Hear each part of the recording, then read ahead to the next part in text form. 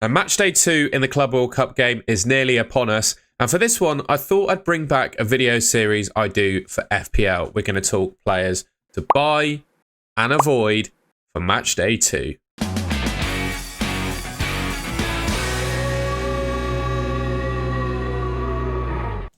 I'm not going to barrage you with data for this one because I'm going to use the trusty Elevenify model basically to drive quite a lot of what's going to come out of this video, right? We're looking at clean sheet odds at the moment and I've got projected goals to come up, right? In terms of clean sheet odds, there are two absolutely outstanding teams here. We've got Benfica and Juventus. Benfica obviously playing Auckland City, which is the worst team in the tournament. They just lost 10-0 to Bayern Munich. I think that suggests that, the same could happen against Benfica. Benfica probably score a little bit less than Bayern did, but I'd imagine they're pretty likely to keep a clean sheet. Not forgetting, of course, Auckland City, because they're not a professional football team. Some of their team have had to stay home to work. I don't believe their first choice coach is actually with them at the moment. It's a bit mental. So I think Benfica probably going to keep a clean sheet. We'll talk a little bit later on in the video about my favourite Benfica options. I think I'm just looking on another screen. There are 6 players from Benfica I think you should probably look at picking. Juventus on 67%. Again, I think specifically someone like Lloyd Kelly could be really good from Juventus if you don't have Juventus defenders already. I think going after the scouting bonus, particularly with defenders, is a good way to play it. And I'll talk a little bit about how that works with Benfica as well. But for me, the scouting bonus for defenders makes a lot of sense because, well, a lot of defenders from the same team are going to score similar points, right? They're going to get the same amount of points if they keep a clean sheet. Whereas the guys that are less than 5% owned are going to get 2 more points than the ones that aren't. It's just a case of, are the ones that are over 5% owned super attacking? And I don't think Benfica necessarily have a defender that's mega from an attacking perspective, right? So maybe you could go for one of the less than 5% owned Benfica defenders. We'll talk about that in a second. The same applies for Juventus as well. I said, got mixed between Juventus and Benfica there. But you see my point, right? Going for that sort of defender that's less than 5% owned is the way to go. And Lloyd Kelly, I think, ticks the box for Juventus. You've got Inter Milan. Yet to see exactly how they set up. I think they're under a new manager, aren't they? So yet to see exactly how they set up. But I think, again, thinking of that 5% defender rule, could be some Inter players to pick from there. Atletico Madrid, the same there. Man City, if you can find me a Man City defender that's going to play every game of the Club World Cup under 5% owned, I think you've got a great option there. Possibly that could be Ruben Diaz, to be fair. I think he could be a good shout. Real Madrid, obviously the likes of Trent. They've got Housen now as well. I was going to say there was forgotten his name, was it Asensio, who could have played centre-back, but I think with the signing of Dean Housen now, that kind of rules that out. Dortmund, Bayern Munich, and PSG being your other defences very likely to keep a clean sheet. Yeah, interesting one. I think for defenders, you either pick super attacking defenders from these teams, or you go for ones that are going to start, but less than 5% owned. I think that's how I'd play it. In terms of projected goals then, it doesn't follow exactly how the clean sheet odds did, but the top 8, 9 is relatively similar, right? They're the stronger teams in the tournament with really good fixtures. Man City top, 3.94 projected goals in their game. Absolutely insane. The only question is, though, who actually plays in attack for Man City? Other than Erling Haaland, right?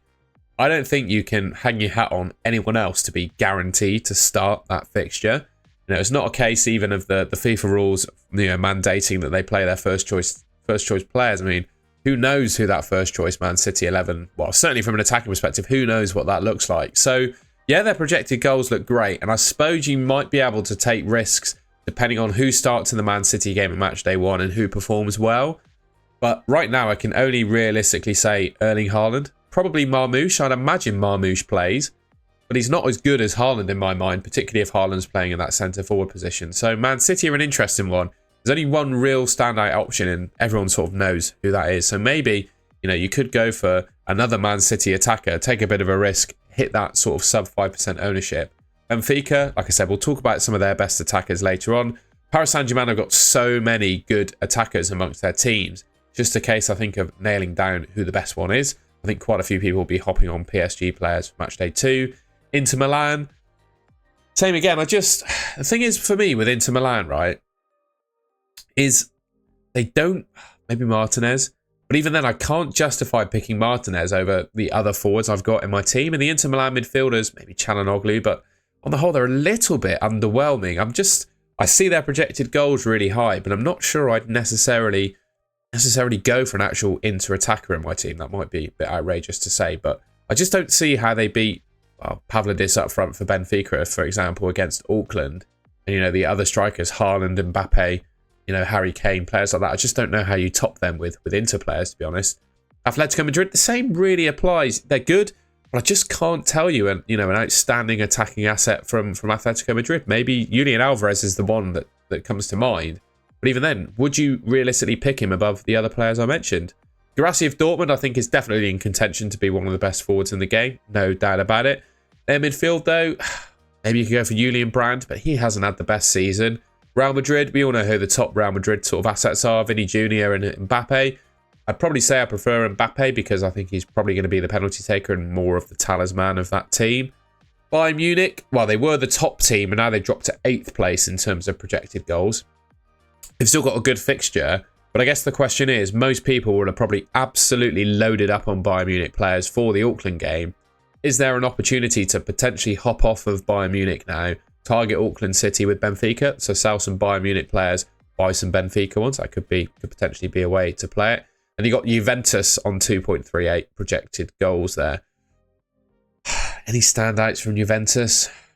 Maybe some of their forwards. Maybe the forwards who you think will likely play because they'll be under 5% owned. And I guess that's one of the main attractions to the Juventus attackers, actually, is that the ones that are decent might well still be under 5% owned come Matchday 2. But yeah, those are kind of my thoughts on the best attacking teams, where they are from a projected goals point of view and who you might want to pick. You might have a clue as to some of the players from Benfica I'm going to talk about already. But for me, I think Benfica would be the top team that I would target. And I'm looking at 6 options I think you've got from Benfica, really. In defence, Otamendi, Trubin, and Antonio Silva. Looks like Antonio Silva's going to play all the games, and he's less than 5% owned. So I think he's that sort of special differential defender from them. Otamendi, he's going to go over 5% owned, I would suggest, for Matchday 2. But he offers so much threat in my mind from set pieces that I think you could almost say it's a 50-50 call as to whether the differential or the scouting 2 points bonus outweighs Otamendi's exceptional threat from set pieces. You can also, of course, go for Trubin in goal. He's only 3.2% owned. And I think there will be a question as to whether he stays under 5% for Matchday 2. It'd be interesting if he does. I think he'd be a really good option if he's under 5%, to be completely honest with you. For me, there are three outstanding Benfica attackers. Unfortunately, Di Maria and Pavlidis are already over 5% owned for that scouting bonus. I think Pavlidis in particular looks exceptional. Played 47 games for Benfica this season, 26 goals, 9 assists. Akturgalu, hopefully that's how you pronounce it. Obviously, Turkish name. 6.6 million, good price. 45 games, a mixture. I think he played a few games for Galatasaray before he moved to Benfica. 17 goals, 11 assists. That's a great record. That's 28 attacking returns from 45 games. Really, really strong. Pavlidis, what's that? 35 from 47. That's really strong as well. And then Di Maria took the pen. I think that was yesterday, their game. You kind of lose track of when their games are with the times that they're on. He took a pen, so he's on penalties. 7.3 million, but he is over 5% owned now. Maybe Akturgalu could save, or Akturgalu. I'm going to butcher his pronunciation of his name. Maybe he could stay under 5% owned. If he does, I think he could be a really nice option. But from a Benfica point of view, I'd pick those 3 if you're looking for a defender. And those 3 on the top if you're looking for a defender. I'm moving my mouse, but you can't see it. And Di Maria, Akturgalu, and Pavlidis if you're looking for some attackers. Alright, well, that's the end of the video. I hope you enjoyed that and found it useful. I'll have another one coming out of my actual team selection for Matchday 2 as well, but there's still some football to play, so I can't nail down what my team looks like just yet. But yeah, if you enjoyed this one, bit of early sight as to Matchday 2, clean sheet odds, projected goals, and I think Benfica are going to be the team to hop on, really. So I've spoken about the assets from their team that I'd go for. So yeah, if you enjoyed the video, please leave me a like rating. Let me know in the comments if there's any players that I missed. And subscribe to the Golden Goal channel, which should be just here on your screen for plenty more Club World Cup content. Yeah, thank you very much for watching. I'll catch you in my next video.